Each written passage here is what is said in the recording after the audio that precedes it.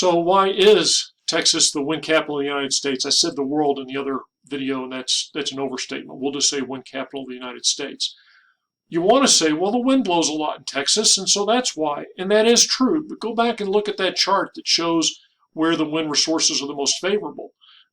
They're better in places like Kansas and western Oklahoma and Nebraska, but they don't have anywhere near the wind generating capability that Texas has in terms of installed wind turbines. Why does everybody keep building wind turbines in Texas?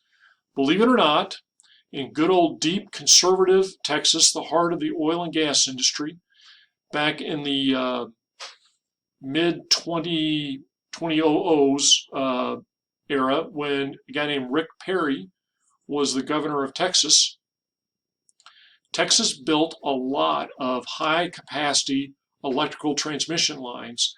They used the legal avenue of called eminent domain, where they can basically say, hey, you don't have to agree to it. We're just going in and we're going to do it. And we're going to pay you what we think is fair for the intrusion.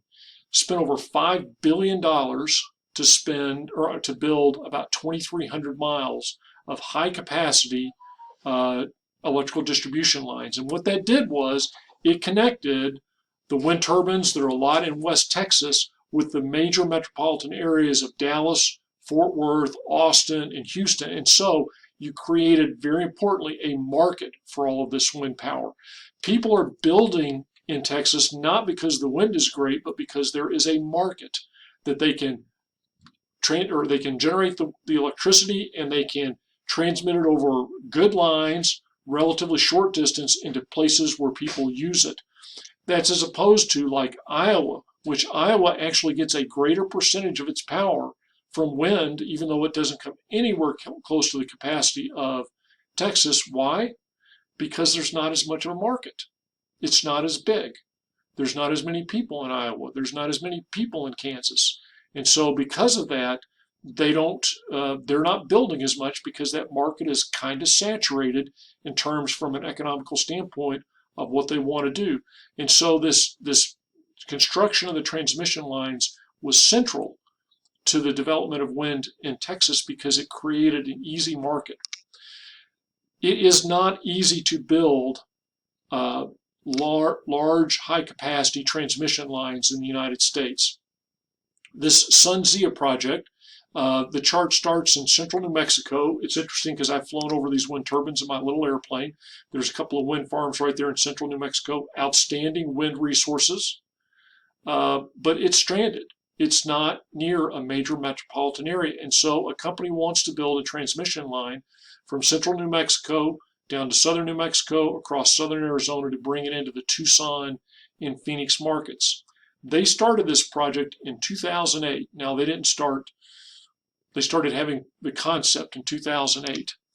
As of 2020, they are still securing the right-of-way agreements. I think I've mentioned to you before that my brother-in-law was the state land commissioner in New Mexico for 4 years. And so a lot of the lands that this line transmits were state trust lands. And they were negotiating packages of the mileage that the state of New Mexico might get like $1 million a mile just for the right-of-way, half of which would have to be paid up front. So you can imagine how expensive this is. And they still don't have all the right-of-way to build the lines. So it's very difficult to build these long-distance lines, because people are not that happy about building a line through my land just so you can move electricity to somebody else. This is one of the Achilles heels, if you will, of the wind industry, is that wind isn't always where people need it to be. What's interesting to me is how similar the idea of developing wind is to actually drilling for oil and gas. Step one is you got to figure out where. That little picture is of what's called a Met tower, and that's where they're checking the wind velocity. You can't just rely on those big charts. Wind currents are very much affected by the local topography, and so you want to check the exact spots that you think you're going to build a wind turbine. Then you have to gain the right. Not everybody likes these. In West Texas, people could care less where you build the wind turbines. The farmers love them because it gives them an additional source of income, and nobody cares about how ugly wind turbines are. You get into other areas and that's not true. They've tried to build some wind turbines here on the eastern side of Wichita Falls, and people have blocked them because they didn't want them there.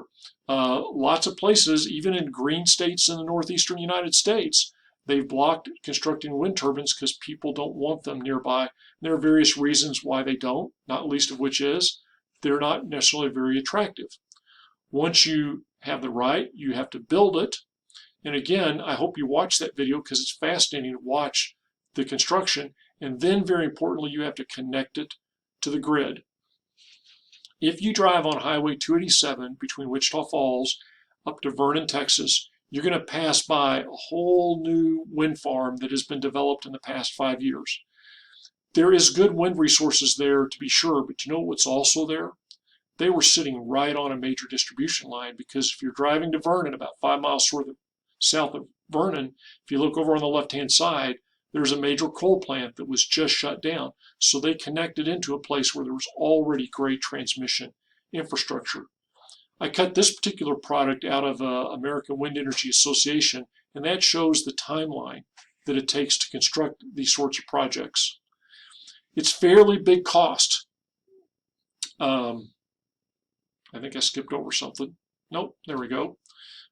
Typically, you pay money to the landowner up front, and the cost of the wind turbines has come down. If you look at that rule of thumb on the bottom, this is kind of the bottom line, about $1.4 million per megawatt hour.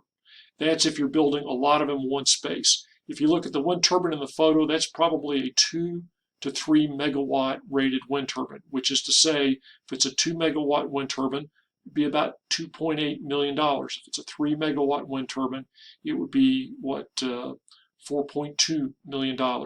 These things are expensive. So when you see a wind turbine, not that far off the price of a well, certainly it's more expensive than a well that would be drilled, any sort of type of vertical wells that would be drilled.